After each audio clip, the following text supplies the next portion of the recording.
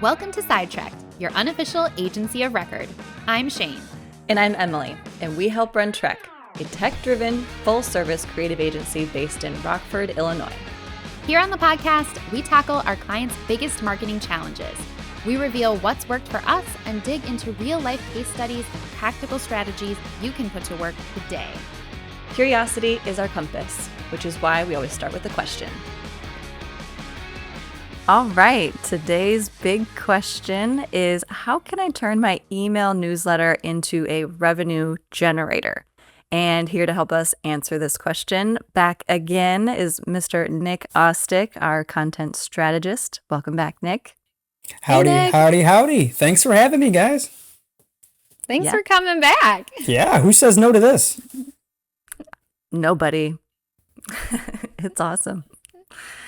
Okay, so to start this discussion about newsletters, I think it's top of mind for everybody because our inboxes are always full of emails, and most of them, as we've talked about in the past, are not good ones. So let's just take a minute to think about good newsletters specifically that you like to see appear in your inbox. And you get bonus points if it's a B2B newsletter, which happens even more rarely. I was all my excited goodness. until there was bonus points in play. And now I'm You not don't going to have qualify get for the bonus points. Yeah. Okay. I have two, actually. I'll make it short. One is actually through Substack, which is a newsletter, let's say, service. It's like a mix of like a blog and a newsletter. Shane, you have a Substack. You're well acquainted with this I piece do of... have a personal Substack. Yeah, see? So you know. So do you, Nick. I do. Mine's a little You more do? dormant than yours. I do, yeah. I should Fun fact. subscribe. Yeah, go Yeah. find Nick on Substack. You can find Nick on Substack if you are so inclined. You're going to have to dig, though. I'm not going to give you the pathway. You got to find it yourself. But I'll put it there's- in the show notes. Yeah, see, I knew it was going to go in the show notes. And then on social, too. So, but there are two. One is from a fellow named Jeff Tweedy, who is the lead singer of the band Wilco. I may be the biggest Wilco fan this side of the Mississippi. So I subscribe. Oh, wow. We're going to have comments on that. Bring it. I'm here for it. I will go toe to toe with the biggest Wilco fans out there. But I subscribe to his newsletter through Substack, and it's a lot of super behind the scenes-y kind of stuff. So he'll share audio files of songs he's working on, and he'll share like lyrics that are in progress, and then he'll also share like, hey, we're in Columbus, Ohio today doing X and Y things, or here's what we learned about playing this song during sound check today. So it's kind of almost like a diary, kind of like a public running diary of where they are and what they're doing in the world. So I subscribe to that BS because of the aforementioned Wilco craziness, but also because it's exclusive content you can't get anywhere else. You have to go to his Substack to get it. And it's very different than, say, their social media presence or what they post on their website or things like that. Like it is this, you feel like it's a more intimate type of experience. Like you feel like you're sitting on the tour bus with him. And that's partly why I go there, because I want to be inside that world. The other one I subscribe to is Runner's World has a newsletter.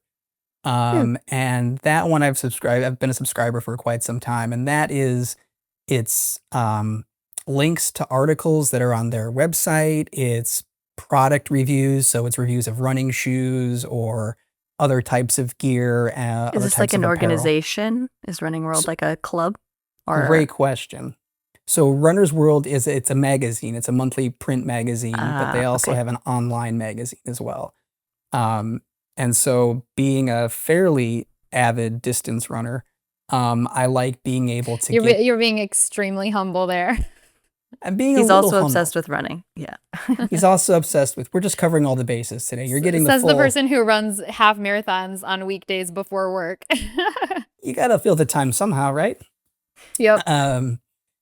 Yeah, you're getting the full Nick Ostick experience today. So yeah, I like getting that stuff right to my inbox. The nice thing about the Runner's World newsletter is I think it's weekly. And so it's a fairly consistent influx of content. Like I said, whether it's articles, product reviews, they will do a list of upcoming races and things like that. So yeah, those are two that I subscribe to. That wasn't as short as I had made it out to be. I've taken up a lot of time. So Shane, why don't you pick up where I left off there?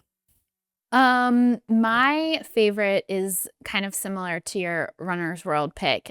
So I subscribe to several newsletters from local bookstores here in Brooklyn, and my favorite comes from a bookstore called the Center for Fiction. And there are a few reasons I like it. One is they send it at the same time every Saturday, so I know when it's coming. And two is that it is written by their like head book buyer, and she basically picks out for that week what her favorite books are. So it's usually like new releases, or it might be books by authors who are going to be there at the bookstore for events. But she has like a picture of the book and a description of the book, and it's very much in her voice, in her perspective. And I've come over the years that I've been subscribed to this newsletter to really trust her opinion on books. And so I end up buying a lot of books from this newsletter. And usually if I hear about a book from the newsletter, I will make sure to go buy it from the Center for Fiction, because I feel like, well, they're the ones that told me about it, so I want them to get the sale. And it's how I found some of my favorite books in the last couple of years. So that's my top one. I also do subscribe to a lot of Substacks.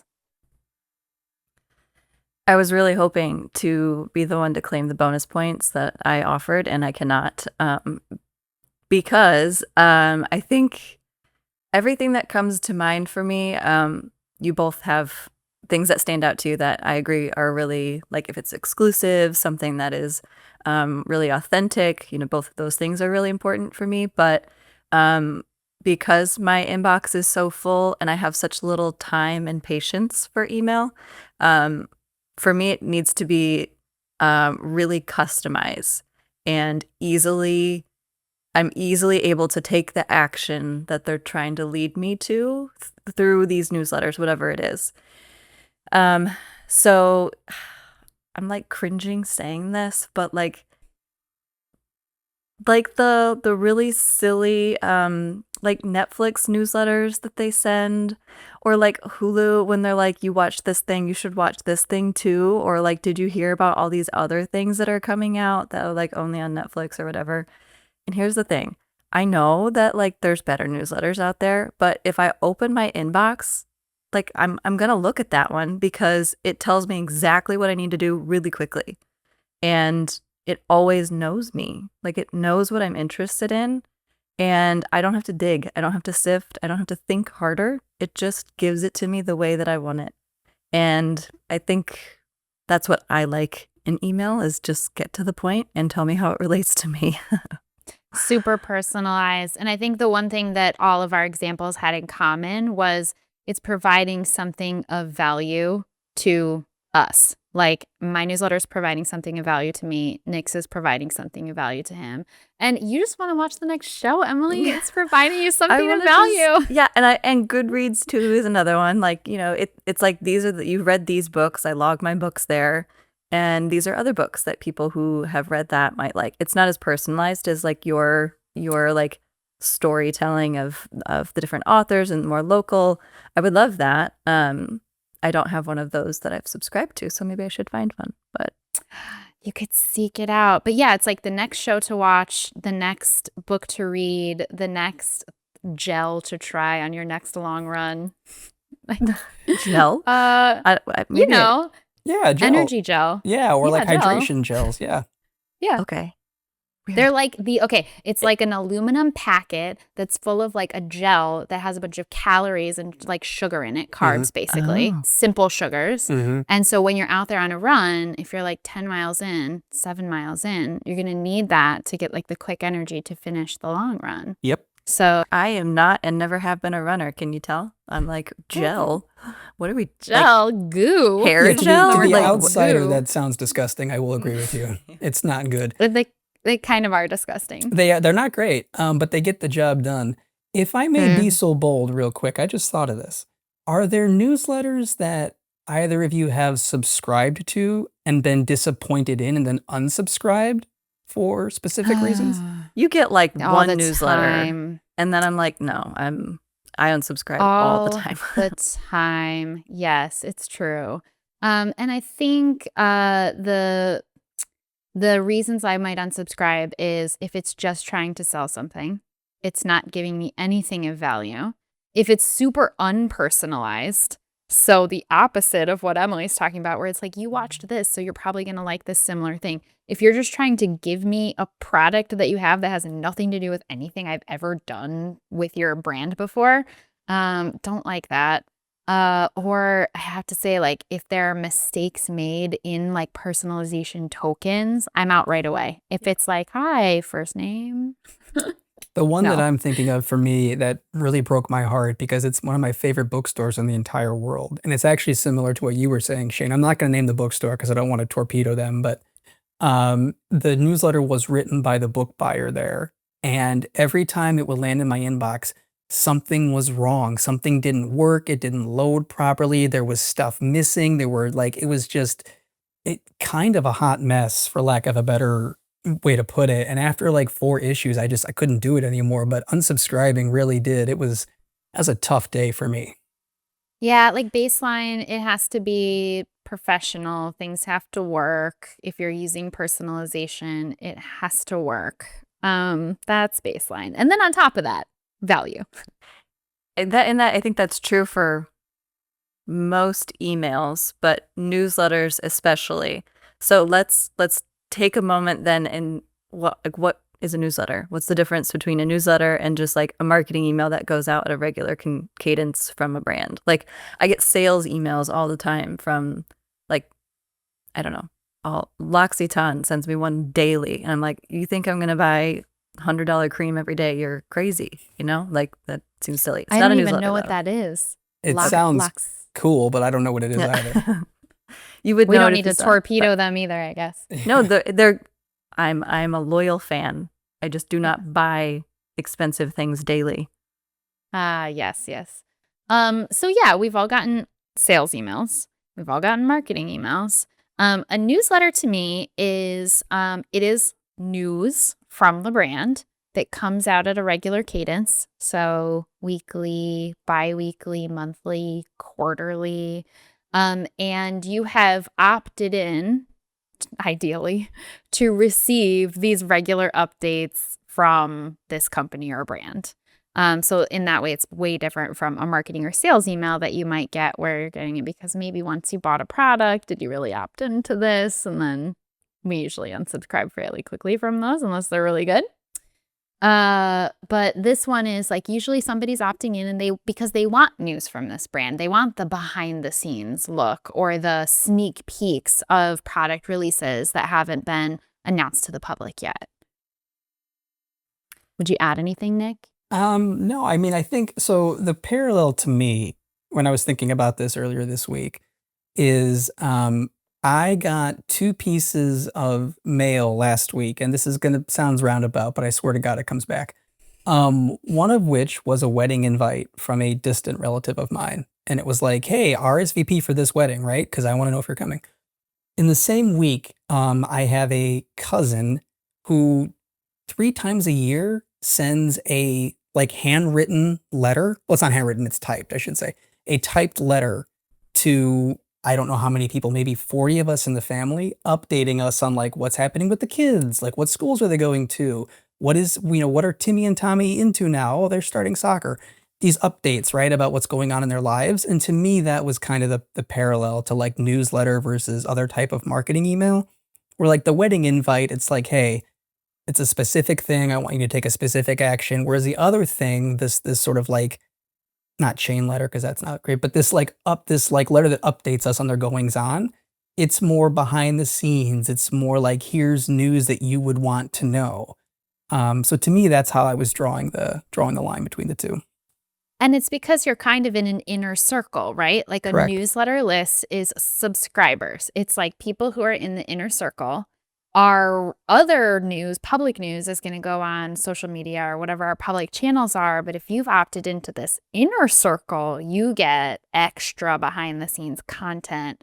That's how I think of a newsletter. I love that you have family members who are still doing the print version. And that does bring to mind for me, we have clients that do print newsletters as well. They have email newsletters and they have print lists that they send out print newsletters to, because it's a different channel for people who maybe aren't reading every email in their inbox. It's another way to get that news to them and make them feel like extra special for getting the print version.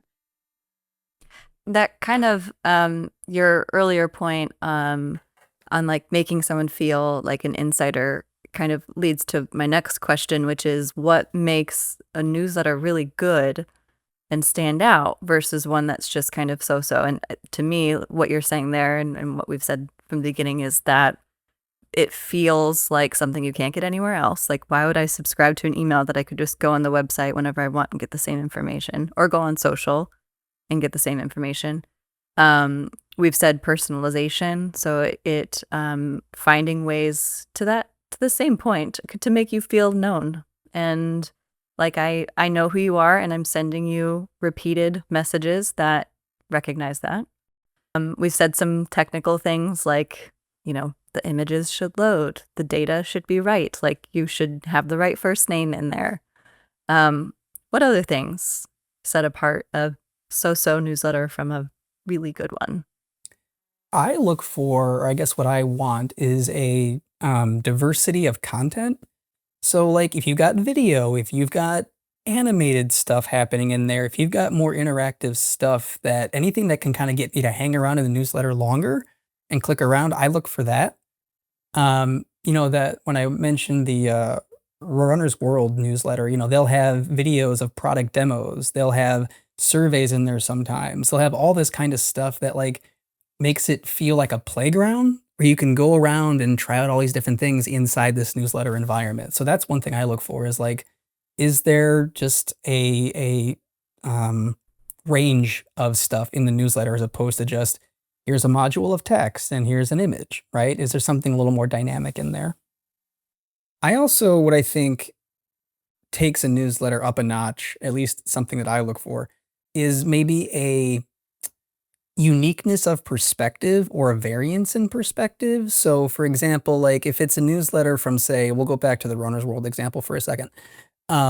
They will sometimes have guest articles or guest like little snippets in the newsletter from like X or Y running trainer, or like somebody who is some product tester at some shoe company, right? So it's not necessarily everything comes from Runner's World specifically, but it's more like they'll bring in different or unique perspectives that maybe you couldn't get elsewhere. And I think that adds some variance, and it makes things a little more, it gives you something to look forward to more than, say, a traditional marketing email or some other type of, sales or marketing communication.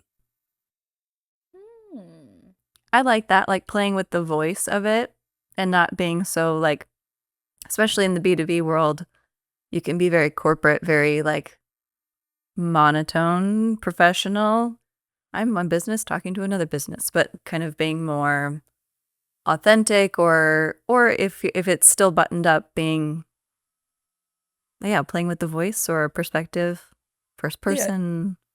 Yeah. It just it injects a little bit of vitality, perhaps maybe is a word to it, where it humanity, maybe a little bit, it's less impersonal, perhaps. Yeah. I love like an extra sneak peek tidbit, something I know that I'm getting only because I'm a newsletter subscriber. I think a promotion can work, like if there's a promo code, but it doesn't have to be, and we don't love to overuse promo codes because that can train people to expect them. But something like that, where it's like, because you subscribe to this newsletter, you get this extra special thing. If newsletters do that regularly, it makes me always open them to see what's the special thing going to be this time. There is one newsletter. I've never read Atomic Habits. I feel like it's a rite of passage. Everyone reads it. I have not read it, but I haven't read it either. The author, Atomic James Clear. Habits? Yeah. Nick hasn't even heard of it. I don't Okay. even know. It sounds volatile. The So name is It's about So like you don't need to feel bad, Emily. okay. Great. I Okay, don't feel bad now. it's about like how to be more productive and use your day better with like small changes. Like small things you can do in your day to be more productive, more use your time in the way you want to use it, that kind of thing. He has a newsletter. James Clear has a newsletter, and it's always the same format, which is 3 thoughts from me. It's called the 3-2-1 newsletter. 3 thoughts from me, 2 quotes from others, and like something to ponder or something. And I can't remember what or a problem, or clearly I don't read it closely enough, but it's always the same thing, but like the content is always wildly different. And so I like the structure of kind of what you're saying, Shane. I know what to expect when I get it, but it's not like I could tell you what's going to be in the newsletter because I keep up with them on social, like it's the content has meaning, but it also feels like I don't have to learn what to expect every time I open it. Like it's consistent. Mhm. That's why I love the writer Austin Kleon's newsletter, because it's always 10 things that he thought were worth sharing this week, and they're numbered and you know what to expect. So you just go down the list, and it's like his very unique perspective. So as you get to know him over all of the newsletters, you get, it's very personal. You get to know what his kind of taste is. But it's always 10 things, like 10 cool things he thought were neat or things he wants to share. I like that. So these are things that make a newsletter really good. How do we actually measure is good? Like what are the things that tell us that a newsletter is successful? Well, I mean, I don't want to be the obvious police here, but I think one of the things that we look at is just a click-through rate. Are people clicking around through your newsletter, right? Are they clicking on links within copy? Are they clicking on buttons or CTAs or what have you? Like it sounds a little basic, but right from the jump, I think that's a good sign. If people are hanging around inside the newsletter and navigating it and clicking around, how do you say no to a good click-through rate in your newsletter? Well, I'm going to be even more obvious. Step before that, open rate. Because if people aren't even opening it, I didn't want to start with open rate. I felt that felt way too obvious. No, go ahead. But yeah, open rate, click-through rate. So this is like maybe a beginner question here, but click-through rate, not click rate, right? What's the difference? Mm-hmm. So click rate is the number of people that click over the number of people that you sent it to. And click-through rate is the number of people that click over the number of people that open. So we usually look at click-through rate. Like if, for your engaged people that actually opened, how many of them click through? What percentage click through? Cool. What else? I think another way you can measure newsletter success is if you have exclusive content in the newsletter that's not anywhere else. Whether it's you're directing people to a landing page or a video or some piece of something that is a behind-the-scenes exclusive thing, I think you can measure how well that thing performs. And I think that's a good indication of how well your newsletter did too. Like if you have a landing page linked in your newsletter that's not linked anywhere else, the number of landing page views or the number of clicks on that landing page gives you a good sign, a good indication of how that performed in your newsletter. Yeah, so conversion rates on all of the content that you're offering. You can also look at signs of a healthy list. So bounce rate. You want to look at things that you would look at for any email, like unsubscribe rate, spam rate. Obviously, we want to keep those as low as possible. And you can also look at delivery rate. Like if you have a newsletter list, is it actually making it to everybody on that list? So these are all just general kind of email health things to look at.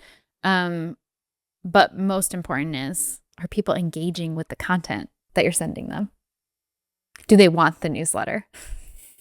Yeah, and thinking about like our question about generating revenue through a newsletter, obviously that's easier to do if your newsletters has a call to action or opportunities to buy or convert in different ways. And obviously then that's a direct number there.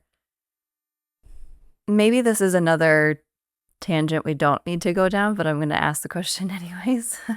Do you need to look at the people on the list to consider the health of the newsletter? If we're thinking about it from the perspective of a B2B company, and I want this newsletter to be able to report back on ROI and engagement with our ideal buyers, then who I'm sending it to should be the right people too, right? Like even if they've opted in, not 100% of the people on your list are going to be like, you're the perfect buyer for me.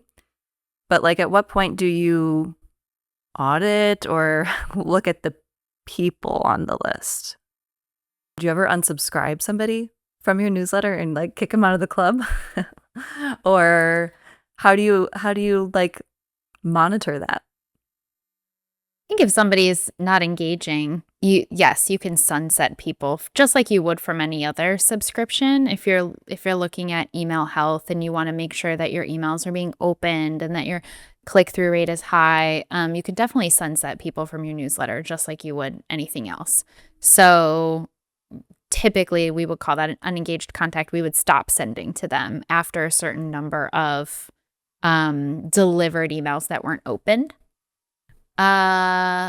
Looking at the actual people and saying, is this the right person for me? I think if somebody opted in, you can keep sending to them. One thing some of our clients will do is purposely not send to competitors who subscribe to the newsletter. So that might be something to think about. Like maybe add them to an exclusion list, all of your competitor domains. Yeah, for sure. Because you don't want to give them your sneak peeks and your behind the scenes content. Yeah, exactly. Keep the gates closed as much as possible on that one. Yeah. But I think if you're looking at your newsletter list and thinking, this isn't really my ideal customer profile that's represented here, then doing an active campaign to gain subscribers to your newsletter list might be a good idea.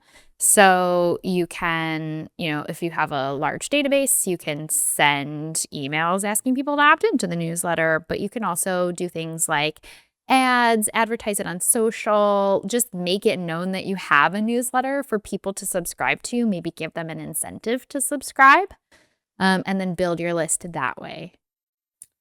This might be a long play too, but even if you have a hunch that, say, a customer or even not a customer, but a contact or a series of contacts may not be like your ideal audience, if they're engaging with it and opening it, like part of me thinks, well, let's leave them there because it doesn't necessarily hurt to build some level of brand awareness, and newsletters get forwarded, right? Stuff gets forwarded around. And so I don't think it hurts to have this sort of long play where if you think that, I don't know, Billy Jones is not your ideal customer, but Billy Jones may have networks of people who are your ideal customer.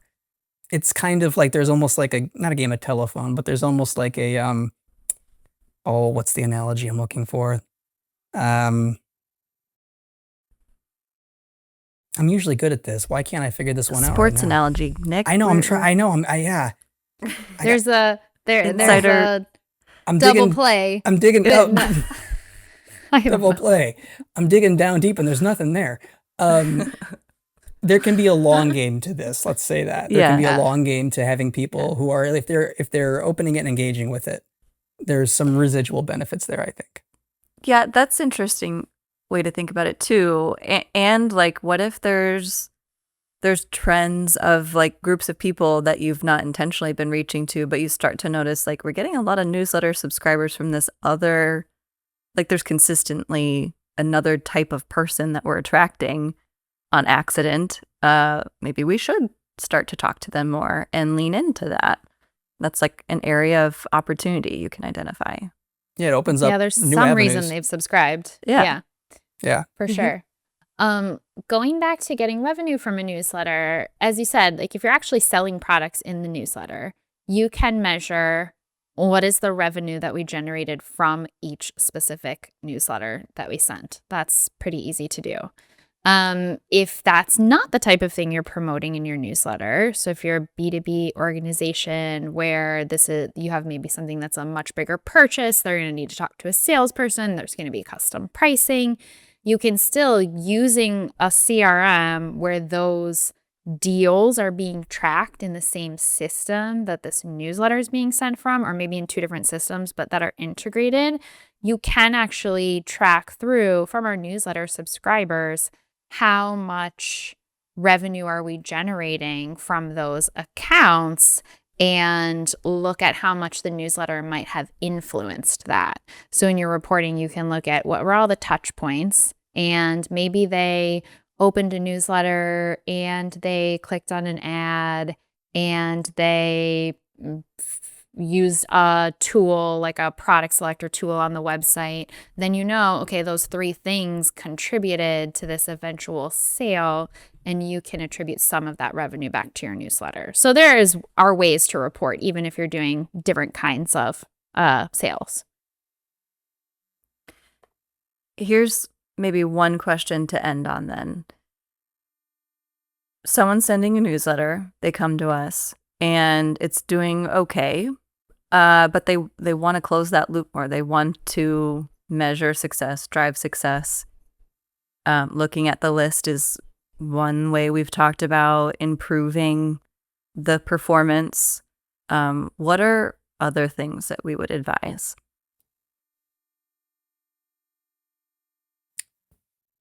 I mean, one thing that we've done for a client in the past is, something as simple as A/B testing the subject line of the newsletter, trying to figure out if playing with that can actually increase the open rate. And then hopefully there's sort of downstream benefits of, if your newsletter is good once they're inside it, that can help increase the performance of it. Also testing the sender, like who's this email coming or this newsletter coming from, excuse me. There's some value in that too, because again, going back to what we've talked about, where a newsletter has some perspective, it's got some uniqueness to it, some exclusivity, it's got some personality. Testing the sender and actually using a real person within the organization can, I think, inject that type of exclusivity and that type of authenticity, as opposed to just coming from X and Y company. Yeah, and trust. I think it also goes back to what we were talking about at the top, which is providing value. Looking at the newsletter, is it providing value, and what is the call to action? What are we actually trying to get people to do in each newsletter that we send? Or do we have a really clear call to action that we can measure? And are we providing the audience with something that will be valuable to them, not just pushing sales information on them? Those are the 2 things I would probably look at first. And then I agree, testing all the variables, A/B testing to see what works better to improve all of the performance metrics of the specific email. Yeah, I think sometimes too, like they come to us and they say, our newsletter isn't doing well. And then we actually look at it and we're like, how do you define well? Because you have a, really good open rate. And they're like, oh, well, we thought a good open rate is like 90%. And we're like, no, actually, you should lower your expectations. No, not really. But like, you might be better off than you think in some cases. And looking at some of those metrics we mentioned earlier as a whole, not like narrowing in on any one, kind of gives you that picture of like, what's happening here? Like, are they opening it and then they're not taking any action? Are they not opening it at all? Is it even getting to them? Is the delivery rate so low they're not even getting the newsletter? There's a lot of different ways to diagnose what's happening too, technically. Yeah, and then not to be like the variance of content guy for this episode, but I guess I have to be the something guy for this episode. You're the content strategist. That's true. All right. I feel all right. That gave me some license. I think again, trying to just offer as wide a breadth as possible of content in the newsletter. Like we have clients, for example, who have videos that they produce that just kind of sit there. And it's like, well, let's put this in a newsletter. It's a really cool video that no one knows about. and it gives an inside look at this product or this service or your culture or whatever it is. I think sort of keeping that top of mind can be useful too, because again, it goes back to Shane's point about giving value, giving them something that's kind of special or unique as opposed to what they can get anywhere else, whether it's your website or social or things like that.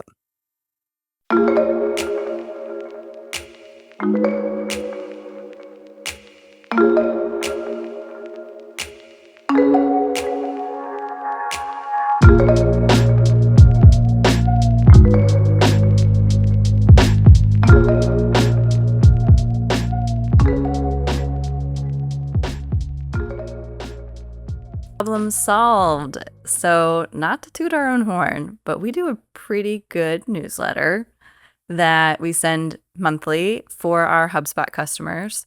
And Shane, why don't you tell us a little bit about what we do? Yes. So we have a monthly newsletter that goes out to only our clients who have active HubSpot subscriptions. And it features our favorite HubSpot updates from that month. So HubSpot's constantly coming out with product updates, and they're really easy to miss if you're not paying super close attention every day. And so thankfully, we have a HubSpot administrator, Jillian Heasy, who does monitor all those things. And then she collects all of her favorites in this monthly newsletter and sends it out to these clients so that they can at least stay on top of the ones that we think are really valuable and opt into betas. A lot of times it's like early betas. And the newsletter is personalized. It comes from Jillian, so it has her perspective on why these updates are particularly valuable and things that you might do with them. And then it also includes in the email, we have personalization tokens for these are your HubSpot subscriptions so that the person can be reminded, oh, okay, this product update is for people who have Marketing Hub. I have Marketing Hub. We tag each section of updates to say like, this is available to Marketing Hub. And then as a reminder, you have Marketing Hub. You can use this. Yeah. And then it, of course, always offers, it has a meeting link to meet with Jillian so that if you have questions about how to implement some of these new products, then you can meet with her and ask your questions. I'll also say that Nick sends out our other monthly newsletter, which is our General Trek newsletter, and it is also excellent, and anyone can subscribe to that. And that one's on brand for Nick, too. It sounds like it comes from Nick. Like if you were to walk into the Trek office and have a conversation with Nick, it would sound like our Notes from the Trail newsletter, too, which I think both of those newsletters speak really authentically to the people who are writing them, but also provide a value that like you get when you work with us. It's what it looks like to work with us. And the newsletter for Jillian, I love, too. I've multiple times in weekly client calls, people have said, hey, Jillian sent me this note about my HubSpot and like, can we talk about this one thing? Like it is an automated newsletter. I think people know that, but it feels so custom to them and easy to take in action. And they know what to ask for that I think it performs really well for that reason. Nick, do you want to tell our audience about our third newsletter, which is internal only? Oh, Trail Mix? Mm-hmm. Oh, I would love to. First off, let me just say that, yes, I love Jillian's HubSpot newsletter because to just sum up what everyone has already hit on, it's from her and it feels like she's sitting down at your desk next to you, giving you step-by-step advice and instructions on how to do X and Y thing at HubSpot, which I think is super, super cool. And the Trek newsletter, if you haven't had enough of me in this podcast, I can be beamed into your inbox on a monthly basis. That's my shameless plug for that. Good, lighthearted banter all over. Very easy to read. Sometimes dog photos, often dog photos. Dog photos. Oh yeah, and always just a touch of mirth. Just a hint. That one I would say is like behind the scenes Trek. Like that's your insider behind the scenes, who we are, what we're up to, kind of message. Yeah, it feels like you're hanging out at Trek HQ for a day. Kind of is the vibe. To Shane's point about Trail Mix, though, our internal newsletter, which comes out 3 times a month, right? Twice a month? Every 2 weeks. Every 2 weeks. Every 2 weeks. And what's cool about this newsletter is that every issue is sort of put together by a different member of the managing director team. So Emily, you do one, Shane does one, and then Mike, our creative director, he pops in every once in a while and does one too, right? Is that right? Mm-hmm. Yeah. We alternate. Yeah. Yeah. And what's cool about Trail Mix is that you would think in a small organization like Trek is, everyone would know everything about what's going on, who's working on which project, how that project is going, how, the outcome of that project, things like that. But it's hard to keep track of all that stuff. I mean, everyone's doing different things and being, working in different directions and different projects. And so Trail Mix is really cool because it synthesizes all that. And it's like, hey, here's what's going on with this team. Hey, our technical team had a really great win this month. Let's learn about that. So it's nice to get those kinds of updates. It's almost like a digital water cooler conversation where everyone kind of gathers around and just gets updated on how everyone's doing and the great work that we're all putting out. So it's a very cool internal only, regular dispatch of what's going on at Trek. Yeah, I like that one because we need places to celebrate our wins. Otherwise, it's so easy to just say, okay, that project's done and move on. But taking a minute to say, hey, this went really well and here's why, and celebrate the people who were involved in it, I think it's important to do regularly. Yeah. And sometimes there's just like tidbits of like what's been on our minds individually. And like there's no really easy way to share that kind of stuff. Especially because Shane and I are remote and everybody else is not. So I like it as a good way to just be like, this is what's on my mind, let's talk about it. Let's have conversations, and connect, in a different way. Open the door to connection, maybe is the way I'd put it. I like that. That's really good. Open the door to connection. I may lift that for some client work, but I will credit TM, you. Emily Christensen. Oh, darn. Okay. Just kidding. It's yours. Oh, well, so our problem solved. 3 Trek newsletters. Can you believe it? That Trek has 3 newsletters. We do, with 3 different audiences. Problem solved. Spoiler alert, you can have multiple newsletters. Yes, for all of your different audiences. Problem solved. Well, thanks so much, Nick, for joining us. Thank you, guys. I had a total blast. I hope it was the same for you guys. And I'd like to come back. So please have me back. Yep. At least once a season. Oh, yeah. Thanks, Nick. Thanks.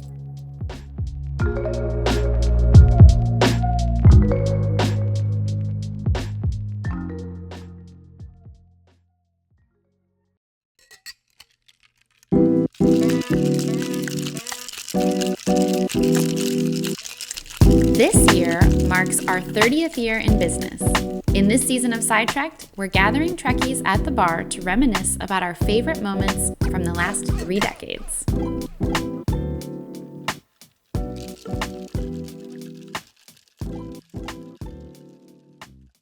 This was probably like 8 years ago.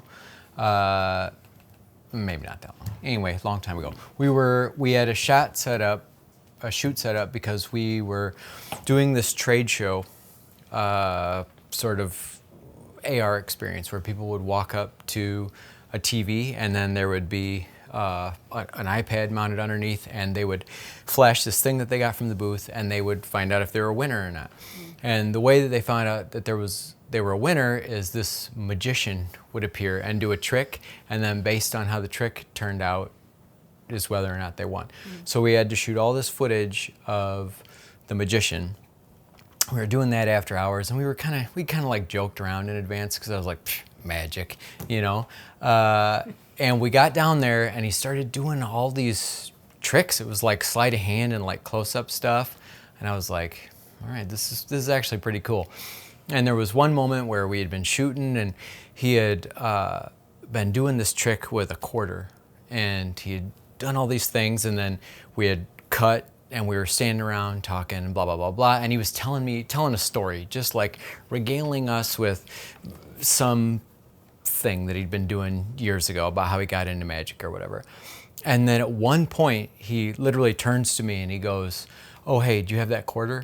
And I go, what are you talking about? No, I don't. And he goes, look, I was wearing a watch. He goes, look under your watch. And it was under the face of my watch. How did he do that?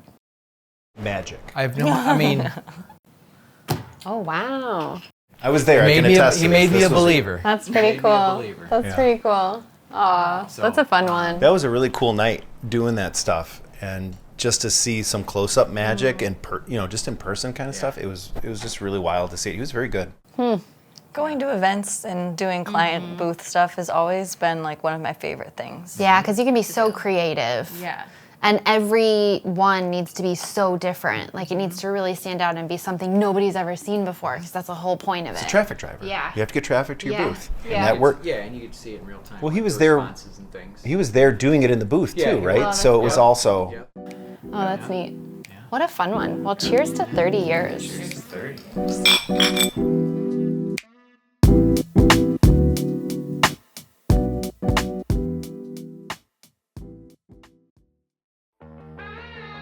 Thanks for joining us. You can learn more about Trek at trek.com.